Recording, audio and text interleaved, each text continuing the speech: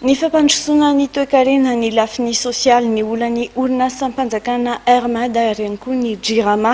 Ireo no anisan'ny noresahin'ny filoham-pirenena tao anatin'ny fandaharana manokana nanaova ny tombany ezaka ny fitondrany tao anatin'ny roa taona izay harovitra kosa atao anatin'ny fanadihadiana ny andindiny Madagasikara anjay.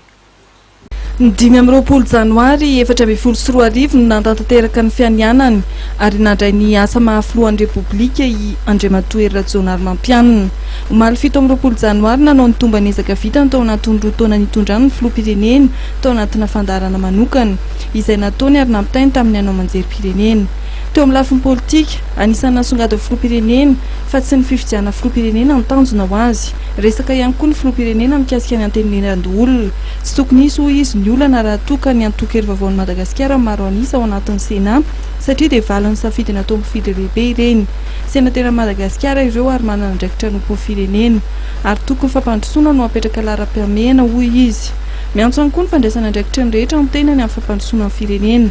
Mikasika amin'ny fifandraisana iraisam-pirenena ho tanterahana tsy ho ela ny fanendrena ireo maso-ivo malagasy any ivelany. Laza amin'ny fahafapo tamin'ny fifandraisana tamin'ny mpamatsy vola ny tenany.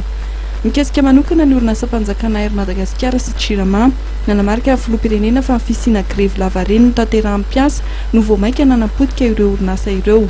Nosoritan'ny kosa fa manana vahaolana maharitra entina hanarenana ny orinasa jiro sy rano malagasy ny fitondrana Rajaonarimampianina. Mikasika amin'ny vina ho an'ny taona 2024 laza ny filoham-pirenena ery Rajaonarimampianina fa lahara-pahamehana ho an'ity taona ity lafiny sosialy sy toe-karena. Ny taona 2024 koa dia taona lehibe ho an'ny fampiatranoana ny fihaonana tampony roa lehibe dia ny COMESA amin'ny volana Oktobra ary ny fihaonam-ben'ny firenena mampiasa ny ampahamanontolo ny teny frantsay. Taona ny fanorenana ihany koa ny taona 2024 omendanja ny fananganana foto-drafitrasa lehibe toy ny lalana ary ny fametrahana ny angovo azo vozana.